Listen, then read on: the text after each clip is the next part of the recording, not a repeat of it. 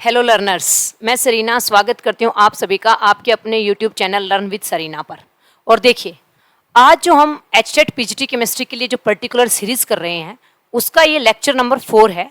जैसा कि आप देख रहे हो, आपके सामने लिखा हुआ है क्लास, ये 4th है। आप कंटिन्यूटी में देखते रहिए, आपको बहुत सारी हेल्प मिलेगी। ठीक है, लगते ही टाइम में हम प्रीवियस ईयर क्वेश्चन भी प्रैक्टिस करेंगे और साथ में ये जो टॉपिक आज हम पढ़ने वाले हैं उस टॉपिक का नाम है पॉलीमर। और अगर मैं पॉलीमर की बात करूं तो ये एचटेट पीजीटी केमिस्ट्री में भी आएगा और टीजीटी साइंस में भी इसमें 1 या 2 क्वेश्चन देखने को मिल जाते हैं। और अगर मैं इस चैप्टर की बात करूं तो ये आपके जहां भी साइंस इन्वॉल्व हो रखी है वहां पर पर्टिकुलरली ये चैप्टर आपको देखने को मिल जाता है। तो अब हम आज ये टॉपिक चैप्टर डिस्कस करेंगे। बहुत इजी सा चैप्टर है, ये मैं कंप्लीट चैप्टर आपको करवा दूंगी है, जिसका नाम है हमारे पास क्या, पॉलीमर। तो हम ये चैप्टर पढ़ने जा रहे हैं। ठीक है, इसको अच्छे से पढ़ेंगे। अगर मैं आपसे बात करूं कि आपको ये कहां से पढ़ना है, अगर कोई बच्चा बुक रीड करना चाहता है तो बुक जो है आपके पास क्लास 12th की जो केमिस्ट्री की बुक है। ठीक है, देखो बुक को कोई बीट नहीं कर सकता। क्लास 12th की जो केमिस्ट्री की बुक है, अगर आप पहले बेसिक पढ़ रहे हैं तो उसमें आपके पास चैप्टर नंबर 15 है। ये जो नई एनसीईआरटी आई है उसके अंदर तो ये चैप्टर है भी नहीं, ये ओल्ड एनसीईआरटी के अंदर मिलेगा, या फिर आप अनदर पब्लिकेशन की कोई भी बुक पढ़ रहे हैं तो उसके अंदर भी आपको मिल जाएगा। ठीक है, समझ में आई बात। तो ये है आपके पास पॉलीमर चैप्टर। ये बेसिक के लिए मैंने आपको बताया, अगर इससे भी आपको बहुत ज्यादा अच्छे से पढ़ना है तो वो हम देख लेंगे, लेकिन यहाँ पर आपको एक एक चीज समझाई जाएगी। तो देखिएगा, मैं बात करती हूँ कि जो पॉलीमर वर्ड है इसका मीनिंग क्या है, ये क्या कहना चाह रहा है, ये क्या हमें समझाना चाह रहा है। तो देखिएगा, जो पॉलीमर है ये ग्रीक लैंग्वेज का वर्ड है। पॉइंट वाइज चलेंगे, पॉइंट फर्स्ट डिस्कस कर रही हूं। ठीक है, पॉलीमर जो है आपके पास ये ग्रीक लैंग्वेज का वर्ड है, 2 वर्ड से मिलकर के बना है, पोली प्लस मर। पोली का मतलब होता है मैनी और मर का मतलब होता है पार्ट्स। तो कोई भी ऐसी चीज जो बहुत सारे पार्ट्स को मिला करके, नंबर ऑफ पार्ट्स को मिला करके, नंबर ऑफ यूनिट्स को कंबाइन करके बनाई जाती है, उसे हम पॉलीमर बोल देते हैं। समझ में आई बात। मैं ना बहुत शॉर्ट और अच्छे से वे में लिखूंगी ताकि जिस हिसाब से आपके क्वेश्चन बने आप वो कर पाएं, तो उसको हम पॉलीमर बोल देते हैं। अगर मैं सेकंड आपके अंदर इसके अंदर बात कर लूं, ठीक है, ये आपके पास इसका पॉइंट नंबर 1 था। पॉइंट नंबर अगर मैं सेकंड बात करूं तो मैं बोलती हूं polymer are high molecular mass substances. Polymers का जो मास होता है वो बहुत ज्यादा होता है, हाई मॉलिक्यूलर मास सब्सटेंस होते हैं ये। और कितना हाई मॉलिक्यूलर मास अगर मैं बात करूं तो 10⁻³ से लेकर के 10⁻7 यूनिट तक इनका मॉलिक्यूलर मास होता है। और they are formed by repeating number of structural units. इसमें बहुत सारी यूनिट ऐसी है जो रिपीटेड यूनिट्स होती हैं, उनसे बनता है। तो पॉलीमर का मतलब वो एक लार्ज मॉलिक्यूल जो बहुत सारी बेसिक यूनिट्स को रिपीट करके बनाया जाता है, जिसका मॉलिक्यूलर मास बहुत ज्यादा होता है। ये ग्रीक लैंग्वेज का वर्ड है, 2 वर्ड्स को मिला करके बना है, पोली प्लस मर। इसको हम पॉलीमर बोलेंगे। बेसिक एग्जांपल दे देती हूं। जैसे अगर मैं आपसे बात कर लूं कि एक दीवार बनी और दीवार की जो बेसिक यूनिट थी वो ईंट थी, ठीक है, जो ब्रिक थी, तो जो ब्रिक है वो इसकी बेसिक यूनिट है, और जो ब्रिक्स को मिलाकर के हमने कंप्लीट जो आपके पास वॉल बना दी वो आपके पास आप पॉलीमर कह सकते हैं। तो एक बेसिक बात थी, केमिस्ट्री के रिस्पेक्ट में भी बात करते हैं, लेकिन यहां पर मैंने आपको बोला कि polymers are high molecular mass substance consisting of a large number of repeating structural units derived from the basic molecules। समझ में आई बात। तो ये large number of repeating unit से बनती है, ठीक है, और इनका मॉलिक्यूलर मास ज्यादा होता है, इसीलिए हम बोल देते हैं polymers are also known as macromolecules. तो पॉलीमर्स को हम क्या कह देते हैं, मैक्रोमोलिक्यूल्स भी बोल देते हैं। क्या कहा मैंने, polymers are also known as macromolecule. लेकिन यहाँ पर एक चीज बहुत इंपॉर्टेंट आती है, वो क्या है वो देखिएगा। अगर मैं आपसे बात करूं, पॉइंट नंबर 2 में चलती हूं, ठीक है, जैसे मैं बात कर लूं क्लोरोफिल। अगर मैं बात करूं क्लोरोफिल में कौन सा मेटल प्रेजेंट होता है, तो दैट इज मैग्नीशियम। क्लोरोफिल में कौन सा मेटल प्रेजेंट होता है, मैग्नीशियम। अगर मैं क्लोरोफिल की बात करूं तो क्लोरोफिल एक मैक्रोमोलिक्यूल है, क्योंकि एक बहुत लार्ज मॉलिक्यूल है, ये मैक्रोमोलिक्यूल है। लेकिन अगर मैं बात कर लूं कि क्लोरोफिल क्या पॉलीमर है, तो क्लोरोफिल पॉलीमर नहीं है। क्यों क्लोरोफिल पॉलीमर नहीं है, क्योंकि क्लोरोफिल के अंदर कोई बेसिक यूनिट नहीं है, कोई सिंगल यूनिट नहीं है, कोई रिपीटेड यूनिट नहीं है जिसको कंबाइन करके ये बनता हो। इसीलिए मैं आपको कह रही हूं कि जो आपके पास क्लोरोफिल है वो मैक्रोमोलिक्यूल तो है, बट वो पॉलीमर नहीं है। तो इसका मतलब हमारे पास यहां से क्या कंक्लूजन आया कि सारे पॉलीमर्स जो होते हैं वो मैक्रोमोलिक्यूल होते हैं, बट सारे मैक्रोमोलिक्यूल्स पॉलीमर्स नहीं होते। तो हम इस बात को नोट डाल के लिख लेंगे। क्या लिखेंगे हम, all polymers are macromolecules, all polymers are macromolecules, but all macromolecules are not polymer। but all macromolecules are not polymer. पर सभी मैक्रोमोलिक्यूल्स जो हैं वो पॉलीमर नहीं होते। ये चीज आपको ध्यान में रखनी है। समझ में आई बात? ठीक है, ये आपको ध्यान में रखना था। जैसे क्लोरोफिल है वो मैक्रोमोलिक्यूल है बट पॉलीमर नहीं है, लेकिन जितने भी पॉलीमर होंगे वो सभी के सभी मैक्रोमोलिक्यूल्स होंगे। ये मैंने आपको बता दिया। आई होप आपको ये बात समझ में आ गई। एचपीएससी पीजीटी केमिस्ट्री का जो स्क्रीनिंग का एग्जाम हुआ था उसके अंदर ये क्वेश्चन आया कि क्लोरोफिल में कौन सा इनऑर्गेनिक सब्स्टिट्यूएंट प्रेजेंट होता है, तो आंसर क्या था उसका? मैग्नीशियम था। ठीक है, अगर आप थोड़ा सा भी ध्यान से पढ़ते हैं तो बेसिक चीजों को भी पढ़ना जरूरी होता है। अगर आप क्लास को देख रहे हैं तो बड़े ध्यान से पढ़िएगा और कंटिन्यूअसली इसके नोट्स बनाते रहिएगा, चीजों को समझने का प्रयास कीजिएगा। बुक मैंने आपको बता दी अगर आपको बुक पढ़ने की इच्छा है तो। उसके बाद देखिएगा, इसका मैं एग्जाम्पल देती हूँ कि जो मैंने आपको समझाया, ठीक है, इसका एग्जाम्पल आपके पास क्या है। तो देखो एग्जाम्पल क्या है। जैसे मैंने बोला इथीन लिया हमने, जब हमने इथीन लिया तो इसकी बहुत सारी यूनिट्स कंबाइन की, मतलब n मान लेती हूँ क्योंकि मुझे नहीं पता कितनी यूनिट्स कंबाइन हुई, n number of units combine की, तो मेरे पास जो बना दैट इज पॉलीथीन। क्या बना मेरे पास? जो बना पॉलीथीन। इसे इथाइलिन भी बोल सकते हैं और इसे बोल देंगे पॉली इथाइलिन, एक ही बात है। तो ये जो पॉलीथीन है मेरे पास that is known as polymer, ये तो मेरे पास पॉलीमर बन गया। समझ में आई बात? लेकिन जो इथीन है ना, ये मेरे पास क्या है? इसकी बेसिक यूनिट है और सिंपल मॉलिक्यूल, ठीक है, that combine to form polymer, वो सिंपलेस्ट यूनिट जो कंबाइन होकर के क्या बनाती है? पॉलीमर बनाती है। That simplest unit is known as monomer. Mono word का मतलब होता है सिंगल और मर वर्ड का मतलब होता है यूनिट। तो सिंगल यूनिट जो होती है पॉलीमर की, वो जो बेसिक रिपीटेड यूनिट होती है उसे हम क्या बोलते हैं? उसे हम बोलते हैं आपके पास मोनोमर। क्या बोलते हैं हम उसे? मोनोमर बोलते हैं। आई होप आपको ये बात समझ में आ गई होगी। ठीक है, तो जब बहुत सारे मोनोमर कंबाइन होते हैं तो क्या बनता है? आपके पास पॉलीमर बनता है। आपको ये बात समझ में आई होगी। और this process is known as polymerization, और इस कंप्लीट प्रोसेस को हम क्या कहते हैं? पोलेमराइजेशन कहते हैं। तो यहां पर मैंने आपको क्या टर्म सिखाए? पॉलीमर क्या होते हैं, मैक्रोमोलिक्यूल्स क्या होते हैं, मोनोमर किसे बोलते हैं, पॉलीमर किसे बोलते हैं, पोलीमराइजेशन प्रोसेस क्या होती है। आई होप इतनी बात आपको समझ में आ गई होगी। ठीक है, ये आपको समझ में आ जाना चाहिए। अब हम दो तरह के पॉलीमर पढ़ते हैं, एक हम पढ़ते हैं होमोपॉलीमर और एक हम पढ़ते हैं कोपॉलीमर। ठीक है, on the basis of the combining unit of monomer, कि मोनोमर कितने कंबाइन हुए हैं उसके आधार पर पॉलीमर के दो टाइप होते हैं। ठीक है, जिसमें मैं आपको बोलती हूँ, एक टर्म मैंने आपको बोला होमोपॉलीमर। क्या बोला मैंने? होमोपॉलीमर। और एक वर्ड मैं बोल रही हूं आपको कोपॉलीमर, और इसी का ही दूसरा नाम आप कह सकते हैं हेट्रोपॉलीमर। क्या कह सकते हो? हेट्रोपॉलीमर। ध्यान से सुनना, ठीक है। क्या कहा मैंने? होमोपॉलीमर, दूसरा मैंने क्या बोला? कोपॉलीमर और हेट्रोपॉलीमर। अब देखिएगा इधर, अगर मैं इसकी बात कर लूं, होमोपॉलीमर, कोपॉलीमर या हेट्रोपॉलीमर की, होमो का मतलब होता है सेम, तो ऐसा पॉलीमर जिसके अंदर, ठीक है, वन टाइप ऑफ, ठीक है, एक ही प्रकार का क्या हो आपके पास? मोनोमर हो, जिसके अंदर आपके पास वन टाइप ऑफ मोनोमर हो, उसको हम क्या बोलेंगे? होमोपॉलीमर बोलेंगे, वन टाइप ऑफ मोनोमर। और कोपॉलीमर क्या होगा? Two or more than two type of, two or more than two type of आपके पास क्या हो? मोनोमर हो। ठीक है, उसको हम क्या बोलेंगे? उसको हम बोलेंगे कोपॉलीमर और हेट्रो। हेट्रो वर्ड का मतलब होता है डिफरेंट, जिसमें दो अलग अलग डिफरेंट मोनोमर कंबाइन होकर के पॉलीमर बना रहे हो।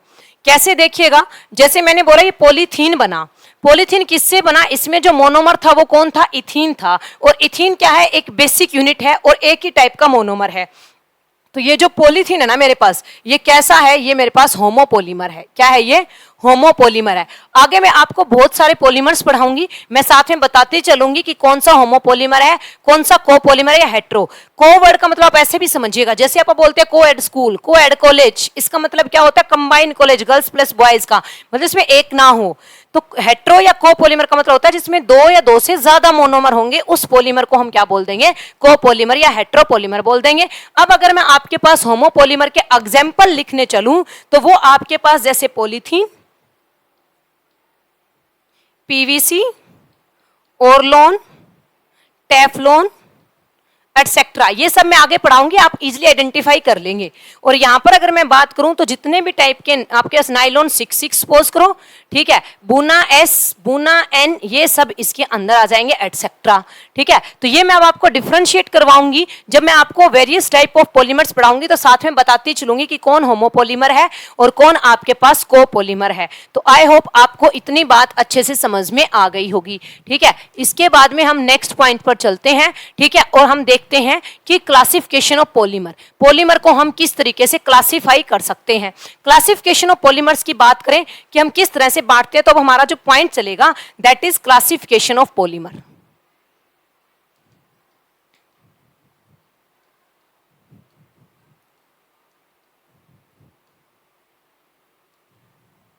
और जिस भी बच्चे को लग रहा होगा कि ये चैप्टर बहुत इजी है एंड ये चीजें जो इजी चैप्टर्स में से ही अगर आपके मार्क्स बन रहे हैं, अगर इजी क्वेश्चन रॉन्ग नहीं हो रहे हैं, इसके मतलब आप ठीक कर पा रहे हैं।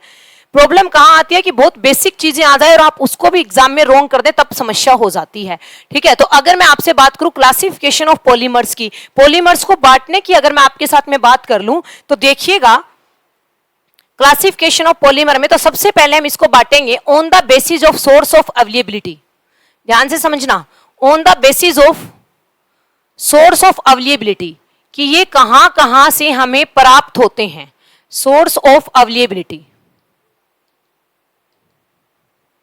इसके आधार पर अगर मैं इसके आधार पर बच्चों बात करूं तो मेरे पास जो पॉलीमर हैं वो 3 टाइप्स के होते हैं। कितने टाइप के होते हैं पॉलीमर? 3 टाइप के होते हैं। कौन कौन से होते हैं? फर्स्ट देखिएगा नेचुरल पॉलीमर, पॉलीमर को मैं पी लिख रही हूं, आप समझ जाना। दूसरा आपके पास होता है सिंथेटिक पॉलीमर, कौन सा होता है? Synthetic polymer. और तीसरा आपके पास होता है सेमी सिंथेटिक पॉलीमर। क्या होता है भाई? Semi synthetic polymer. Source of availability के आधार पर पॉलीमर हमारे पास 3 टाइप्स के हो गए। अब देखिएगा अगर मैं आपके पास में बात कर लूं, ठीक है, नेचुरल पॉलीमर क्या होता है, तो ऐसा polymer that are obtained from nature, और you can say that the polymer that are obtained from plant and animals is known as natural polymers. क्या कहा जाता है उसे? नेचुरल पॉलीमर कहा जाता है। ऐसा पॉलीमर जो आपको किससे मिला हो, प्लांट और एनिमल से मिला हो, नेचर से मिला हो, उसे कहा जाता है। ठीक है, अब देखिएगा अगर मैं बात करूं भाई कौन कौन से होते हैं, एग्जांपल्स की बात कर लेते हैं, क्योंकि पेपर में ऐसे क्वेश्चन आएगा कि which one of the following is natural polymer, synthetic polymer और सेमी सिंथेटिक पॉलीमर। या फिर कोई एग्जांपल दे देगा, सपोज करो पॉलीथीन, और पूछेगा कि बताइएगा ये नेचुरल है, सिंथेटिक है या फिर सेमी सिंथेटिक पॉलीमर है, आपसे ये पूछा जाएगा। समझ में आई बात? तो इसके आधार पर हमें चीजों को पहले देखना पड़ेगा कि ये कैसे और क्या है। तो नेचुरल पॉलीमर में आपके पास जैसे स्टार्च, सेलुलोज, प्रोटीन, देखो स्टार्च, सेलुलोज, ठीक है, प्रोटीन, अगर मैं इसकी यहां लिख देती हूं न्यूक्लिक एसिड, ठीक है, और नेचुरल रबड़। क्या लिख दूंगी? नेचुरल रबड़। ये आपके पास जो है ना, ये आपके पास नेचुरल पॉलीमर है जो आपको नेचर से मिलते हैं। अब देखो इनके मोनोमर लिख रही हूं मैं, जो आपके सामने रेड मार्कर से लिखूंगी इनके मोनोमर।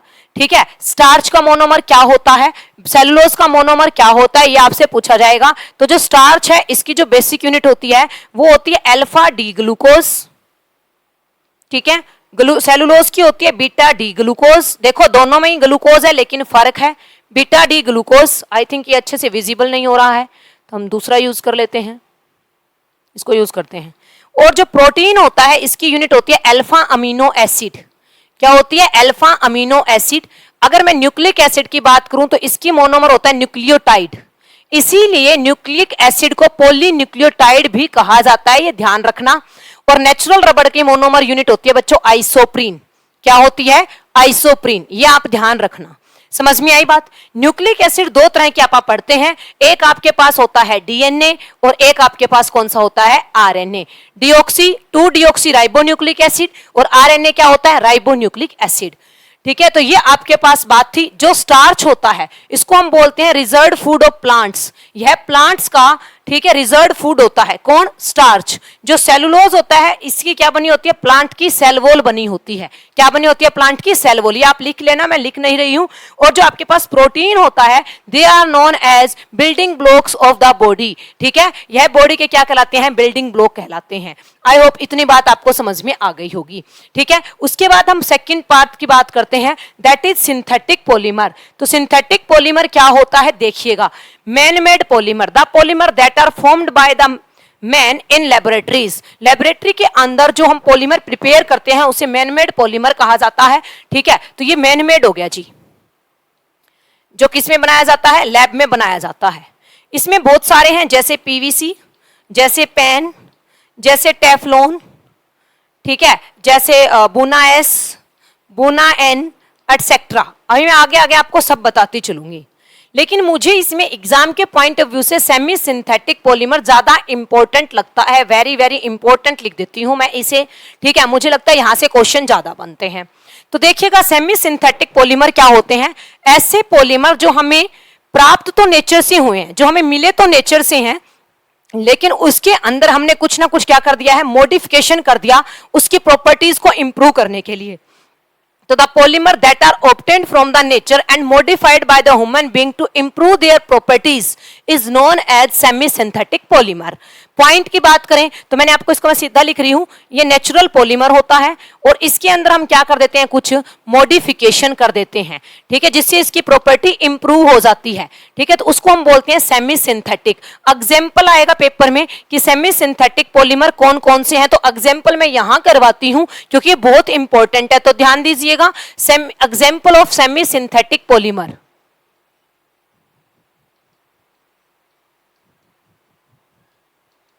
ये लो, ये एग्जाम्पल हम पढ़ने वाले हैं। तो सबसे पहला आता है आपके पास सेलुलोज एसीटेट। क्या आता है, सेलुलोज एसीटेट।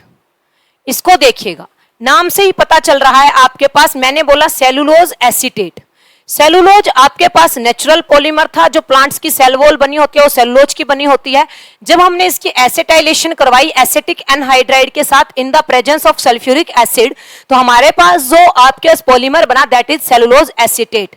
तो सेलुलोज तो नेचुरल था, हमने इसकी एसिटाइलेशन करवाई, इसका मतलब ह्यूमन बीइंग ने इसके अंदर क्या करवाया, कुछ चेंजेस करवाए, कुछ मॉडिफिकेशन करवाए, और मॉडिफिकेशन से हमने क्या बना दिया, सेलुलोज एसीटेट बना दिया। Cellulose acetate is also known as artificial silk. ध्यान रखना, ये नाम भी बहुत इंपॉर्टेंट है। इसे क्या कहा जाता है, आर्टिफिशियल सिल्क कहा जाता है, कृत्रिम रेशा कहा जाता है। And it is also known as rayon. क्या बोला जाता है इसे, रेयोन भी कहा जाता है। तो ये हो गया आपके पास फर्स्ट। ठीक है, सेकंड देखिएगा, आपके पास जो होता है दैट इज सेलुलोज नाइट्रेट। क्या है आपके पास, सेलुलोज नाइट्रेट। ये है सेलुलोज नाइट्रेट, ये एक्सप्लोजिव्स बनाने के अंदर काम आता है। ठीक है, और सेलुलोज नाइट्रेट को गन कॉटन कहा जाता है। क्या कहा जाता है इसे, गन कॉटन। और ये एक्सप्लोजिव्स बनाने में काम आता है, ये भी आपको ध्यान रखना है। उसके बाद अगर मैं नेक्स्ट आपके पास पॉइंट की बात कर लूं तो मेरे पास जो इसका एक एग्जाम्पल आता है दैट इज वल्केनाइज्ड रबड़। क्या आता है, वल्केनाइज्ड रबड़। ये भी सेमी सिंथेटिक पॉलीमर है। वल्केनाइज्ड रबड़, ये क्या होता है, जब हम नेचुरल रबड़ के अंदर, ठीक है ध्यान से सुनना, जब हम नेचुरल रबड़ के अंदर 3 to 5% क्या ऐड कर देते हैं, सल्फर ऐड कर देते हैं, तो इस नेचुरल रबड़ से जो हमें रबड़ प्राप्त होता है, जो रबड़ हमें मिलता है that is known as vulcanised रबड़। तो कितना हम इसमें ऐड कर देंगे, 3 to 5% सल्फर ऐड कर देते हैं जब, तो जो हमें रबड़ मिलता है उसे हम बोलते हैं वल्केनाइज्ड रबड़। क्या बोलते हैं उसे हम, वल्केनाइज्ड रबड़ बोलते हैं। ये आगे मैं डिटेल में प्रोसेस आपको समझाऊंगी, रबड़ को मैं आर लिख रही हूं। ठीक है, वल्केनाइज्ड रबड़ बोलते हैं। और ये जो वल्केनाइजेशन प्रोसेस आपके पास जो दी थी, ये दी थी चार्ल्स गुडईयर ने। ठीक है, वल्केनाइजेशन जो प्रोसेस है it is known as vulcanisation process. और ये किस साइंटिस्ट ने दी थी, तो ये दी थी चार्ल्स गुडईयर ने। ठीक है, ये भी आप ध्यान रख सकते हैं, जिन्होंने वल्केनाइजेशन ऑफ रबड़ के बारे में बताया था सबसे पहले, ये इनका नाम है। समझ में आई बात। तो ये आपने देख लिया type of polymer on the mode of source of availability, कि जो आपको जिस जिस सोर्सेज के आधार पर ये आपको मिलते हैं उसके आधार पर। सेकंड हम पढ़ेंगे on the basis of based upon the structure, classification on the based upon structure. तो चलो देखिएगा, देखते हैं नेक्स्ट टर्म पर। ठीक है, और on the based basis of structure, structure के बेस पर अब हम डिवाइड करने वाले हैं किसको, तो हम डिवाइड करने वाले हैं पॉलीमर को। ये भी स्ट्रक्चर के आधार पर भी 3 टाइप के ही होते हैं। चलो देखिएगा कौन कौन से 3 टाइप्स के होते हैं। एक होता है लीनियर पॉलीमर, पॉलीमर को बच्चों में पी ही लिखूंगी, ये आप ध्यान रखना, ठीक है। एक होता है ब्रांच्ड पॉलीमर, क्योंकि मैंने ये जो सीरीज चलाई है आपके पास ये एचटेट, ठीक है, पीजीटी केमिस्ट्री 2023 को ध्यान में रखते हुए चलाई है, और जिसमें मैं आपको बहुत ही कम समय में बहुत सारी चीजें करवाने का प्रयास करती हूँ जिससे आपके डायरेक्ट क्वेश्चन अटेम्प्ट हो पाए, ठीक है, इसीलिए मैं आपको ये चीजें करवा रही हूँ। ब्रांच्ड पॉलीमर, और तीसरा आपके पास होता है बच्चों क्रॉस लिंक्ड पॉलीमर, या फिर इस क्रॉस लिंक्ड पॉलीमर का दूसरा नाम होता है that is known as network polymer. क्या बोल देंगे आप इसे? Network polymer. तो आपके पास 3 टाइप के पॉलीमर होते हैं, कौन कौन से? Linear polymer, branch polymer, cross linked, या फिर आप क्या कह देंगे? Network polymer. आई होप आपको इतनी बात समझ में आई होगी, ठीक है। अब हम बात करेंगे कि क्या मतलब है इनका। तो लीनियर पॉलीमर ऐसे पॉलीमर होते हैं जिसके मोनोमर एक सिंगल चेन के अंदर जुड़े हुए होते हैं।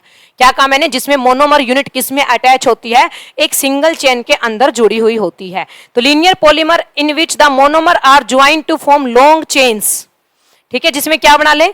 Link together to form long chain, सीधी लॉन्ग चेन बनाए, बस मोनोमर जुड़ के एक लंबी चेन बना ले, बस लीनियर फॉर्म में कुछ इस टाइप से, उसे हम बोलेंगे लीनियर पॉलीमर। ब्रांच में क्या होता है? The monomers are join together to form long chain, plus में फॉर्म ब्रांच, साथ साथ में वो क्या बना लेंगे? ब्रांचिंग कर लेंगे, साइड चेन बना लेंगे, इसे हम बोलेंगे ब्रांच्ड पॉलीमर, ठीक है। क्रॉस लिंक में क्या होते हैं? The monomer combine to form long chain and interlinked with each other, ये एक दूसरे से क्या हो जाएंगे? जुड़ जाएंगे। जैसे ये इससे जुड़ गया, ये इससे जुड़ गया, और ये आपस में भी अटैच हो जाएगा, तो इसे बोलते हैं क्रॉस लिंक्ड और नेटवर्क पॉलीमर। एग्जाम के पॉइंट ऑफ व्यू से यहां पर मैं बात करूं तो यहां पे ये वाला जो क्रॉस लिंक्ड पॉलीमर है ये आपके लिए बहुत इंपॉर्टेंट है, वेरी वेरी इंपॉर्टेंट है। देखिएगा अगर मैं इसकी बात कर लेती हूं तो आपके पास क्या पॉइंट आता है? सबसे पहले लीनियर पॉलीमर के अंदर इनके एग्जांपल्स पूछेगा कि भाई इनके एग्जांपल क्या क्या है लीनियर पॉलीमर के। तो PVC, nylon, polyester, low density polythene, देखो LDP low density polythene, PVC PC में आएगा पॉलीविनाइल क्लोराइड, पॉलीईस्टर और नायलॉन, ये सब आपके पास यहां आ जाएंगे, ठीक है। और उसके बाद अगर हम बात करें, उसके बाद अगर हम बात करें ब्रांच की, तो इसमें आएगा आपके पास, ठीक है, पॉलीथीन, ग्लाइकोजन, स्टार्च। क्या कहा मैंने? Polythene, glycogen, starch. ग्लाइकोजन क्या होता है? रिजर्व फूड ऑफ एनिमल्स, ये एनिमल्स का रिजर्व फूड होता है।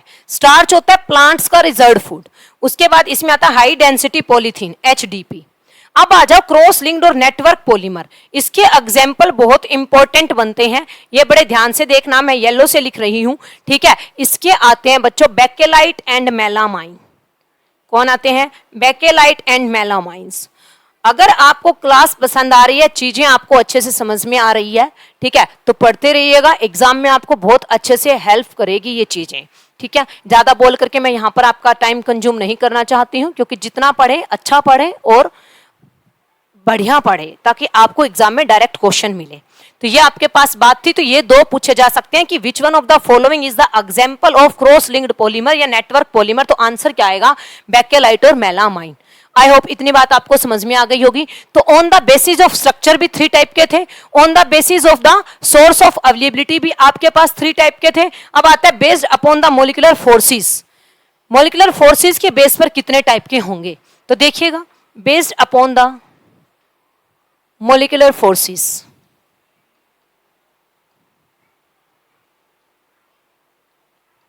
Based upon the molecular forces, molecular forces के बेस पर कितने टाइप के होंगे? तो देखो, अगर मैं मॉलिक्यूलर फोर्सेस के बेस पर आपसे बात कर लूं तो ये 4 टाइप के होते हैं पॉलीमर। एक आपके पास होता है इलास्टोमर, बड़े ध्यान से सुनना, इलास्टोमर। एक आपके पास होता है फाइबर, एक आपके पास होता है थर्मोप्लास्टिक, और एक आपके पास होता है थर्मोसेटिंग प्लास्टिक।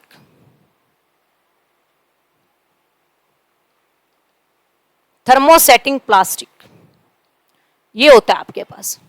ये आपके सामने YouTube पर बिल्कुल 100% फ्री सीरीज चल रही है, कोई किसी भी तरह का पेड कुछ नहीं है, ठीक है। आप बस अच्छे से पढ़ते रहें, प्रीवियस ईयर क्वेश्चन भी प्रैक्टिस करवाए जाएंगे, चीजों को समझते रहें। अगर आप थोड़ा सा भी पॉजिटिविटी माइंड में लेकर के चीजों को पढ़ेंगे तो आप बहुत सारी चीजें गेन कर लेंगे, जो आपको हर एग्जाम में हेल्प करेगी, जो भी आप केमिस्ट्री से रिलेटेड एग्जाम देंगे। अब देखिएगा, मैंने कहा on the basis of molecular forces. Molecular forces, जब मोनोमर यूनिट कंबाइन होती है और जब वो पॉलीमर बनाती है तो उसमें कौन कौन से मोलिकुलर फोर्सेज होते हैं? हाइड्रोजन बॉन्डिंग भी हो सकती है, वीक वंडरवॉल फोर्स भी हो सकते हैं, और इसके अंदर डायपोल डायपोल इंटरेक्शन भी हो सकती है। क्या हो सकती है? डायपोल डायपोल इंटरेक्शन भी हो सकती है, ये आप ध्यान रखना, डायपोल डायपोल इंटरेक्शन भी हो सकती है। अब अगर मैं आपके सामने बात कर लूं, ठीक है, कि इलास्टोमर क्या होते हैं, तो ऐसे पॉलीमर जिनके मोनोमर्स में जो फोर्स ऑफ अट्रैक्शन होता है वो very weak, force of attraction क्या होता है? बहुत ही कम होता है, वो कहलाते हैं इलास्टोमर। आपने डेली लाइफ में एक वर्ड सुना होगा, दैट इज इलास्टिक। इलास्टिक मतलब रबड़, जिसको स्ट्रेच करें हम, और अगर हम उसकी स्ट्रेचिंग को रिमूव कर दें तो वापस अपनी ओरिजिनल पोजीशन को रिगेन कर ले, that is known as elastomers. Elastomer में जो रबड़ हैं वो सारे आते हैं।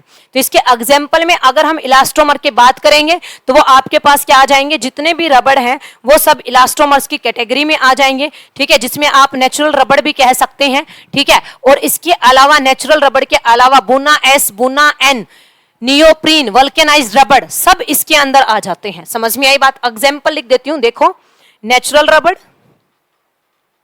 रबड़ को एल लिख रही हूं, सिंथेटिक रबड़, ठीक है, वल्केनाइज्ड रबड़ शॉर्टकट में लिख रही हूं, बुना एस भी सिंथेटिक रबड़ में ही आता है, और बुना एन, ये लो, ये आएंगे इसके अंदर। फाइबर क्या होता है? फाइबर वो होते हैं जिनके अंदर force of attraction is very strong, बहुत ज्यादा होते हैं। फाइबर को हिंदी में रेशे बोलते हैं। आपने कुछ ऐसे धागे देखे होंगे जिनको हम ऐसे ब्रेक करते हैं तो वो खुद तो ब्रेक होते नहीं, हमारी उंगली में से पार हो जाते हैं, खून आने लगता है, दैट इज फाइबर। तो फाइबर में आपके पास आते हैं नायलॉन, ठीक है, पॉलिएस्टर एटसेट्रा, ठीक है।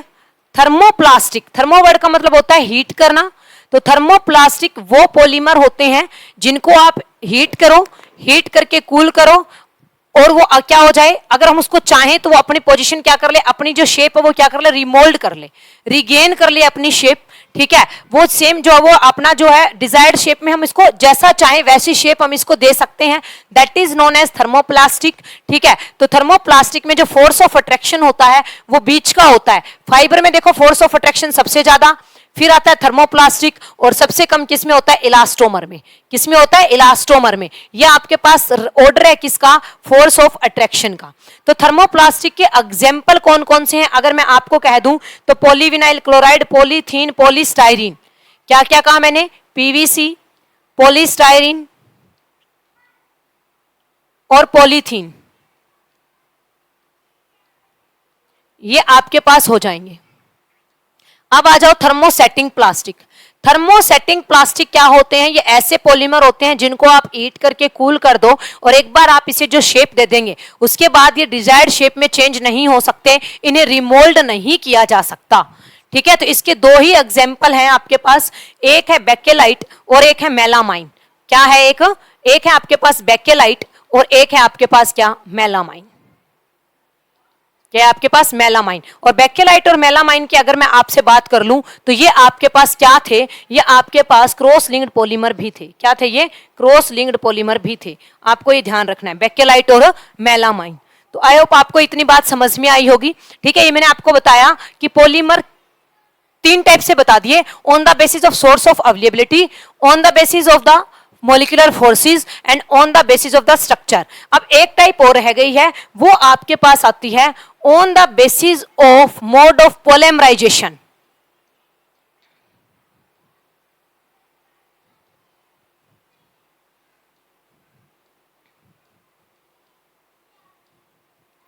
मोड ऑफ पॉलीमराइजेशन के आधार पर।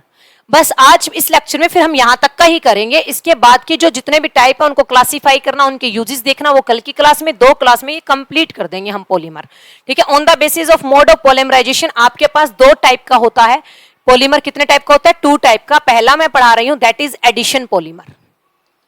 क्या आता है आपके पास? Addition polymer. अब हम इसकी सारी बात सुनेंगे। एडिशन पॉलीमर क्या होता है? इसमें डायरेक्ट एडिशन होता है रिपीटेड यूनिट ऑफ मोनोमर्स का। क्या होता है? डायरेक्ट एडिशन होता है रिपीटेड यूनिट ऑफ मोनोमर्स का।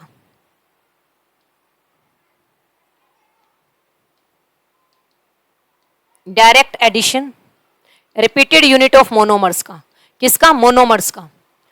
फिर इसके अंदर मैं बात करूं तो no removal of any molecule, इसमें कोई भी मॉलिक्यूल रिमूव नहीं होगा, ठीक है, जैसे HCl H2O। उसके बाद अगर मैं आपसे बात कर लूं तो यहां ये वहां होगा जहां पर अनसैचुरेशन होगी। अनसैचुरेशन की अगर मैं बात करूं बच्चों तो क्या होगा? जहां पे या तो डबल बॉन्ड हो या तो फिर आपके पास क्या हो? ट्रिपल बॉन्ड हो, वहां पर होगी, ठीक है। एग्जाम्पल जैसे इथीन। इथीन क्या होता है आपके पास? CH2 double bond CH2। इसकी N यूनिट कंबाइन की तो हमारे पास क्या बना? पॉलीथीन बना। देखो पॉलीथीन बना तो जो डबल बॉन्ड होता है इसको ब्रेक करके सिंगल कर दो आप, बस डबल बॉन्ड को ब्रेक किया मैंने, यहां से यहां क्या कर दिया? इसको सिंगल कर दिया। ये था इथीन। इथिन के बारे में तो आई होप आप सबको जानते ही होंगे। तो ये था पॉलीथीन। तो इसमें क्या थी? देखो इसमें अनसैचुरेशन भी थी, इसमें डबल बॉन्ड भी था। जब ये पॉलीथीन बना तो इसमें कोई भी आपके पास मॉलिक्यूल रिमूव नहीं हुआ, जैसे HCl H2O, ठीक है, ammonia. Therefore it is known as addition polymer, ठीक है। एडिशन पॉलीमर के बहुत सारे एग्जांपल है, पॉलीस्टाइरीन, PVC, पैन, ये सब मैं आपको करवाऊंगी जैसे जैसे आपको पॉलीमर्स पढ़ाऊंगी, साथ साथ में बताती चलूंगी कौन एडिशन है, कौन कंडेंसेशन है, ये सारी बातें। उसके बाद देखिएगा, अगर मैं दूसरे टाइप का जो पॉलीमर होता है उसे हम बोलते हैं कंडेंसेशन पॉलीमर। क्या बोलते हैं हम उसे? Condensation polymer. अब अगर मैं कंडेंसेशन पॉलीमर की बात कर लूं तो इसमें क्या होता है, ठीक है, इसमें जब हम मोनोमर यूनिट्स को जोड़ते हैं तो इसमें से कोई ना कोई मॉलिक्यूल क्या होता है? रिमूव होता है। जब हम 2 और मोर देन 2 मोनोमर यूनिट को जोड़ते हैं तो simple molecule like water, HCl, ammonia etcetera is removed. जब 2 या 2 से ज्यादा मोनोमर यूनिट्स को कंबाइन करते हैं तो यहां पर क्या होता है? Removal of any molecules. कोई ना कोई मॉलिक्यूल क्या होता है? यहां से रिमूव होता है। Molecule like HCl, NH3, water etcetera. दूसरी बात, ये कहां होगा? जहां पर फंक्शनल ग्रुप होंगे, बाई फंक्शनल या ट्राई फंक्शनल। फंक्शनल ग्रुप तो समझते हो ना, बाई फंक्शनल या फिर ट्राई फंक्शनल ग्रुप, ये होंगे। अगर मैं आपके अंदर बात करूं भाई इसका एग्जाम्पल क्या है, तो सपोज करो नाइलॉन 66, ये मैंने आपको दे दिया नाइलॉन 66। ये HPSC PGT में आया, अभी जो स्क्रीनिंग हुआ HPSC PGT केमिस्ट्री का उसमें आया कि nylon 66 is a addition polymer, addition homopolymer, condensation polymer, condensation heteropolymer. तो देखिएगा नाइलॉन 66, इसको मैं कल डिटेल में समझाऊंगी आपको कमिंग लेक्चर में, लेकिन अभी मैं बता देती हूं इसके जो मोनोमर होते हैं वो होते हैं हेक्सामिथाइलिन डायामाइन प्लस में एडिपिक एसिड। जब हम इन दोनों को जोड़ते हैं तो यहां पर आपके पास वाटर मॉलिक्यूल रिमूव होता है, और रिमूवल ऑफ वाटर मॉलिक्यूल हो रहा है अगर, तो वो आपके पास क्या? कंडेंसेशन है। नाइलॉन हो गया, टेरिलीन हो गया, ठीक है, टेरिलीन का दूसरा नाम क्या होता है? डेक्रोन होता है। तो ये सब कंडेंसेशन पॉलीमर है। ये कैसे कंडेंसेशन पॉलीमर है और ये क्या करते हैं, ये हम कल की क्लास में डिटेल में पढ़ लेंगे। कल मैं आपको इस चैप्टर को बाइंड अप करवा दूंगी। तो आई होप आपको ये चीजें समझ में आ गई होगी। नेक्स्ट क्लास में बाइंड अप हो जाएगा ये, तो पढ़ते रहिए, बने रहिए मेरे साथ। अगर आपको चीजें अच्छे से समझ में आ रही है, स्मूथ वे में समझ में आ रही है, तो अपनी प्रिपरेशन को कंटिन्यू रखिए, ठीक है। चैनल को लाइक, शेयर, सब्सक्राइब कीजिए। Thank you so much.